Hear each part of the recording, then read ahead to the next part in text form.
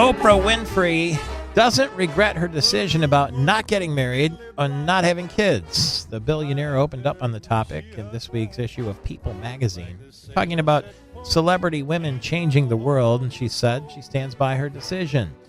And she was able to fill that maternal fold through her Oprah Winfrey Leadership Academy for Girls in South Africa. Dave Dulio is on our AT&T line, the director for the Center of Civic Engagement at Oakland University, professor in political science there.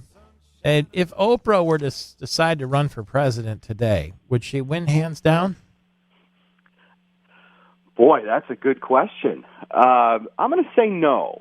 Yeah. Mainly because there's so many people these days that seem to want to be president, and it would be a dogfight from get-go, and it would be, I think you'd see a lot of people start to go after Oprah. I guess that's how it works, isn't it? It Out is. come the knives. Right. All's fair in politics, seemingly. There are some who say the one untouchable candidate, although like Oprah, she has not decided to run for president, is Michelle Obama. What would she get the treatment too? To some extent, yes, but only to some extent. I think that she was so well liked at the end of her husband's 2 terms that there were so many people clamoring for her to do more, to enter public life in terms of being a candidate. Her book is popular. You know, there's a lot of folks in the Democratic Party that would rally to her. Of course, that would only really apply during a primary, and then I think you'd see the gloves come off, and her general election opponent would start to go after her. I would be fascinated to see how the media would treat Michelle Obama running for president. They would have to have, if they ever had a debate, there would have to be a seat with a pillow on it and probably a nice display of fruit and cheese next to it with water. And talk about getting the questions ahead of time. There's no question in my mind that would happen. Well, I think that you can look over time and through history and see how, frankly, some folks running for office are more popular with different groups in the public, including the press, than others. And I think that there's absolutely fodder out there to point at and show, hey, look, maybe not everybody gets the same treatment. All right, so that's probably not going to happen. I don't know. I believe anything anymore. But what about this voice resurfacing as a potential candidate? Here she is. Yeah, it truly is remarkable how obsessed he remains with me. But this latest tweet is, so typical of him. Nothing has been more examined and looked at than my emails. We all know that. So he's either lying or delusional or both. There was no subpoena, as he says in a tweet this morning. So maybe there does need to be a rematch. I mean, obviously, I can beat him again, but... Yeah, and she sort of said to Donald Trump, don't tempt me, because he sort of tempted her by saying, I wish Crooked Hillary would get back in the race to take the mantle away from the uber-left Elizabeth Warren. Is she viable still, and is she kidding, or what do you think? Well, I think Hillary Clinton is still fairly popular within the Democratic Party, but I also think that there's some good evidence to show that the Democratic Party has moved on from Hillary Clinton in terms of being a presidential candidate. I think that you're seeing really a 2-horse race develop right now in the 2020 Democratic nomination between Joe Biden and Elizabeth Warren, and I don't know if there's room in there for Hillary Clinton right now. Do you really think that Joe Biden or Elizabeth Warren are going to rally Democrats to the polls? They're kind of in the same sort of Hillary ilk, aren't they?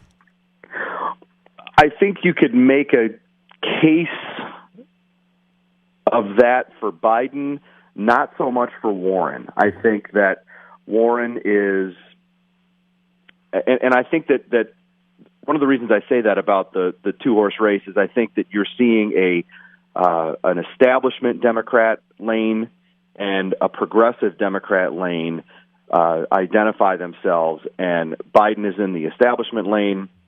Of course, Warren in the progressive lane, coming at the party from the left, and frankly pulling Biden to the left, maybe more than he wants to be. And I think that is going to take up all the space, the ideological space in the Democratic primary. Okay, if it's the Kentucky Derby and you don't want a chalk bet, you want a little something with longer odds, come from the outside, which one would you put your money on? Well, I would not have said this a few weeks ago, but Bernie Sanders. We've seen him have his health scare. He was sliding in the polls a bit before that, and has taken a hit in some polls since that health scare. And I think that is gotten him off the radar to some extent, with him not being on the campaign trail. But that you can never rule somebody like him out. Although I think that his real competition was always going to be Elizabeth Warren for that progressive wing, progressive lane, coming at the Democratic Party from the left. Wow, I in a million years wouldn't have guessed you'd say that, but that's why it's fascinating. Your expertise is far beyond mine. I'm just kind of curious about it all. I would have thought that people would not vote for him now because of the heart issue. Well, and that's entirely possible, right? I mean, but his age has been an issue before. This will continue to make it that, but it's the case with others it's the case with Joe Biden as well. Yeah. So, I think that Democrats thus far have been willing to look beyond those kinds of things. Whether they continue to do that is another story. Dave Dulio, Political Science, Oakland University in Rochester, Michigan. Thank you for the expertise through the AT&T microphones with Michael Patrick Shiels. Remember field trips? Permission slips, bag lunches, and field trip buddies. The thrill of the bus ride as it rambled along unfamiliar roads. Every bump and song taking us further from our routines and closer to new discoveries. Wouldn't it be great to go on a field trip again? To take time off, put our hiking boots on, throw our bikes on the car and our cares out the window. We can, in a place called Michigan, home to the longest designated state trail in the country and over 5,000 miles of hiking and biking trails. Trails that lead us through mossy forests that time forgot and majestic cliffs we'll always remember. Where every hill we climb, stream we cross, and field we traverse rekindles our sense of wonder. So let's grab our best friend and give ourselves permission to take a field trip that's pure Michigan. Your trip begins at Michigan.org.